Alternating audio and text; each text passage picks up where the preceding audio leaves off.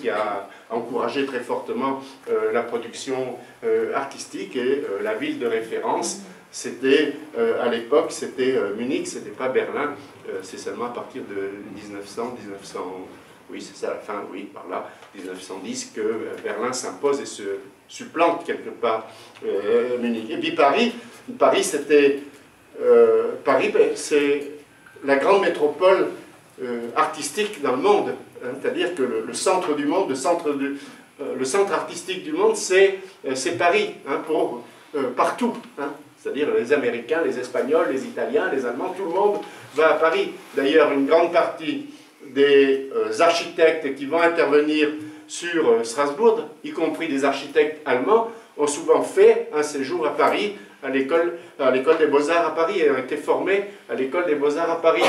Bon, parce que c'est la grande métropole artistique à l'échelle internationale. Donc c'était pour ça que Arener, ça m'intéressait. Puis après, après Arener, je reprends juste, mais ça renvoie à ce sur quoi on a essayé de travailler, il y a Adachi Buntaro. Alors, personne ne connaît Adachi Buntaro, ça sonne pas plus alsacien que Richez, mais eh bien, il est japonais. Il y a une grande université à Strasbourg, et en particulier, il y a des étudiants japonais, comme il y a des étudiants américains, comme il y a des étudiants qui viennent d'un peu partout dans le monde, mais en particulier, il y a des étudiants en médecine, hein, assez nombreux. Je crois que c'est Le Minor qui a travaillé là-dessus. C'est 78 pendant une courte période, disons entre 90 et 1910, il y a à peu près 80 universitaires en médecine qui ont été formés à Strasbourg, qui était aussi l'un des grands centres, comment dire, mais j'y reviendrai, d'innovation dans le domaine de la recherche médicale. Ce qui me permet d'ajouter un autre élément, c'est-à-dire que c'est un grand centre de recherche médicale, mais ce n'est pas entièrement issu de la période de l'annexion, puisque en 70, lorsque Strasbourg est annexé, par exemple, en médecine, l'université de Strasbourg était plus importante, la faculté de médecine était plus importante que celle de Berlin, par exemple. Hein, ce qui donne une idée, c'était déjà un centre médical extrêmement important avec une tradition, c'est-à-dire bon, sur laquelle il faudrait revenir. Donc c'est pas tout, comment dire, produit par l'apport de l'Allemagne, mais ça s'inscrit aussi dans une histoire locale, originale, sur laquelle il serait intéressant, où on essaye de revenir à travers Et puis encore, et après, toujours la lettre A, mais après je ferai Z, et puis ça c'est fini. Vous ne ferez pas toutes les lettres.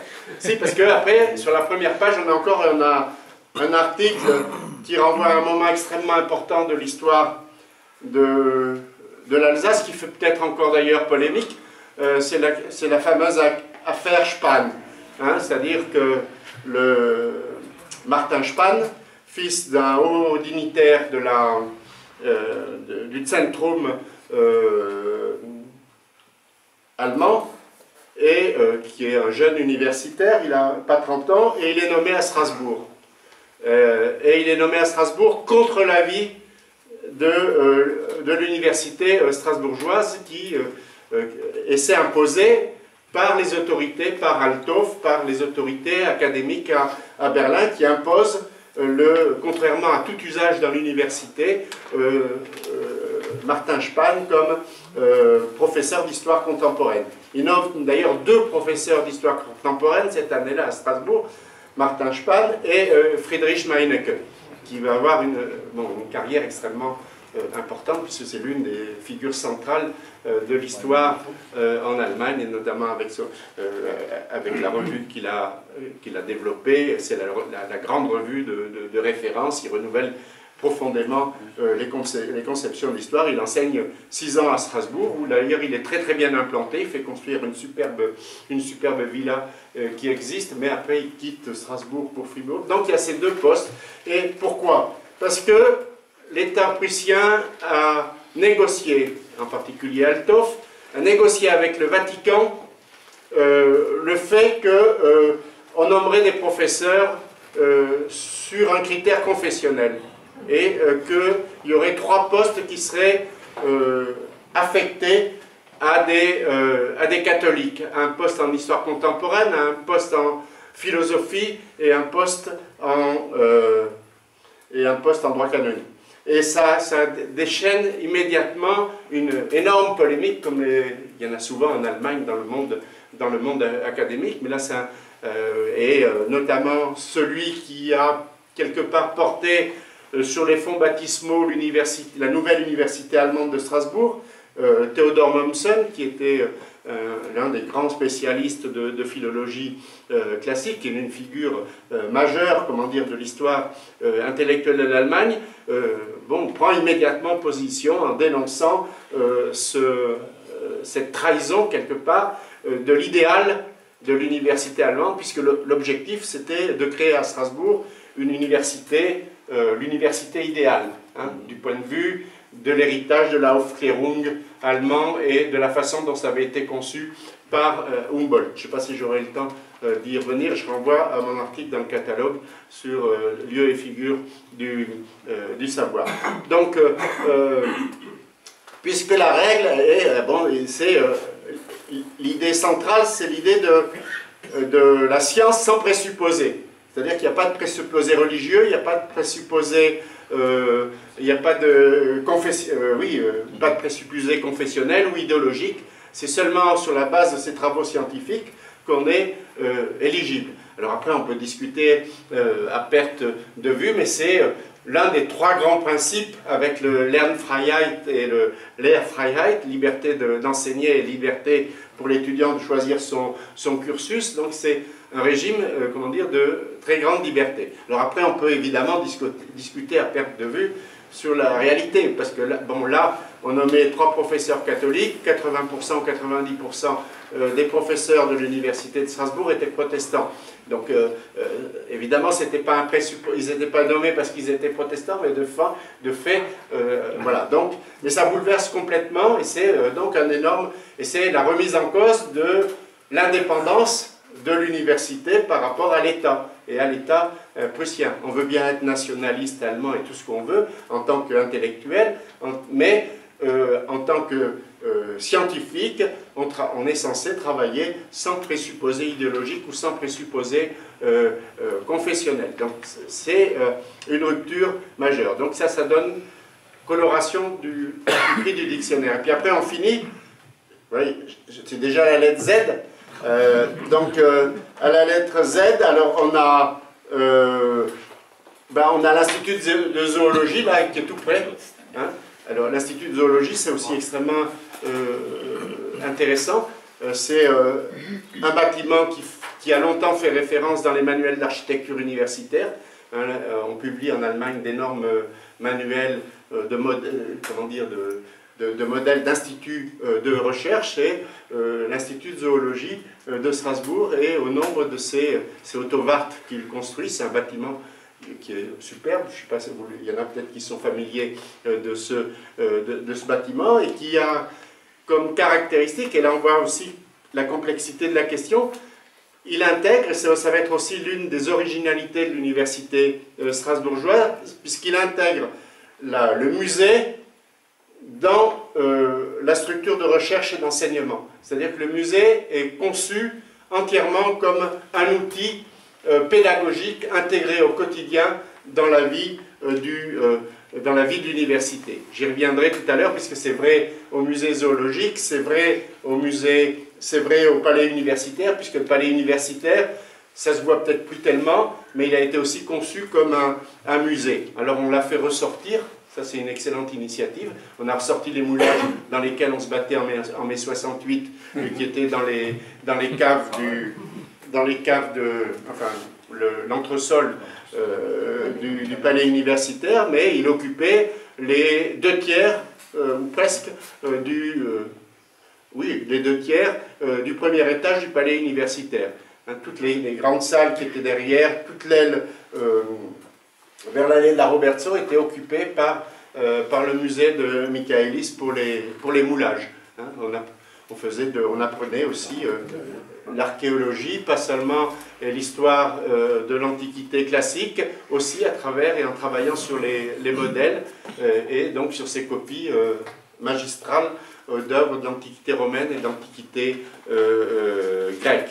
Donc le musée est intégré. Alors, mais en même temps, c'est intéressant parce que quelque part, c'est un musée qui vient aussi, qui a déjà une histoire, puisqu'il a été créé à partir des collections qui avaient été accumulées par Hermann, qui est un naturaliste alsacien de la fin du XVIIIe siècle, et qui était déjà dans les locaux de l'ancienne académie, de l'ancienne université.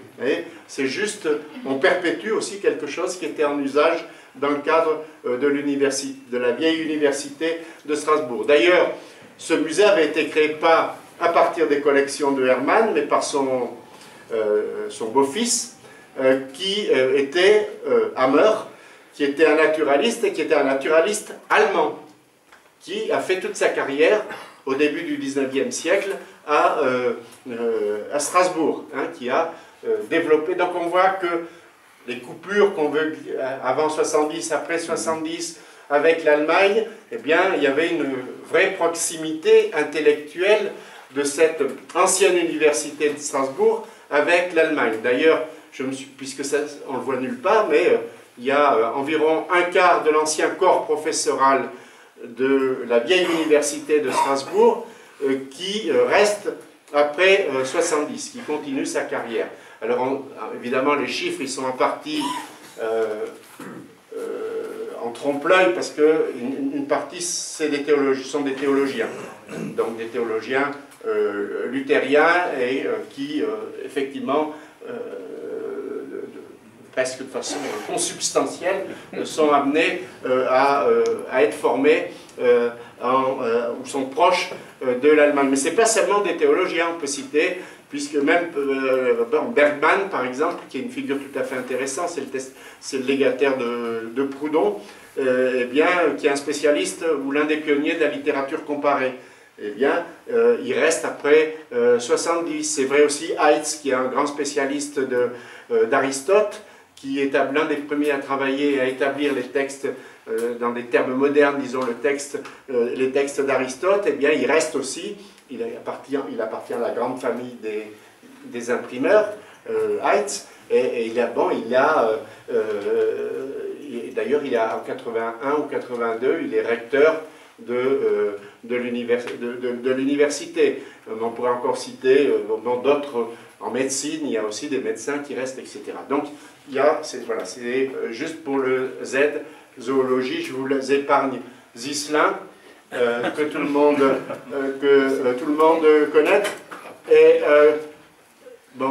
c'est quand même aussi un élément important, puisque c'est là, même s'il est très francophile et très nationaliste, il est aussi complètement dans une tradition de culture populaire en Alsace, frondeuse et irrévérencieuse. C'est le fondateur du Klapperstein, c'est à Mulhouse, mais ensuite c'est Dur-Elsass et puis de Frank-Ihrer, qui sont publiés après-guerre, qui sont des revues satiriques, qui sont totalement constitutives, comment dire, des traditions populaires, culturelles en Alsace. Et puis il y a aussi un autre personnage qu'on peut, juste parce que pour finir la dernière page de dictionnaire, c'est Theo Ziegler. Theo Ziegler, lui, il est professeur de philosophie. Il a fait 25 ans de sa carrière, il a fait sa thèse à Strasbourg, il a fait toute sa carrière à Strasbourg, et il n'a pas eu de chance, il allait faire des conférences sur le front en 18 et il a pris un obus. Il était à l'arrière, mais donc il est mort à cette... mais Theo Ziegler, c'est un personnage aussi extrêmement important, puisque c'est l'un des... Alors, il intéresse beaucoup Fischbach, puisqu'il s'intéresse à la question sociale, à la philosophie sociale, et également Il est traduit d'ailleurs par les Français, enfin les Français, les Alsaciens qui sont à Paris, en particulier par Andler, qui s'intéresse au socialisme allemand. Et donc il n'est pas socialiste, mais il publie un livre qui est immédiatement traduit en français sur la question sociale, et il joue un rôle extrêmement important aussi dans le renouvellement des conceptions de la pédagogie à l'école.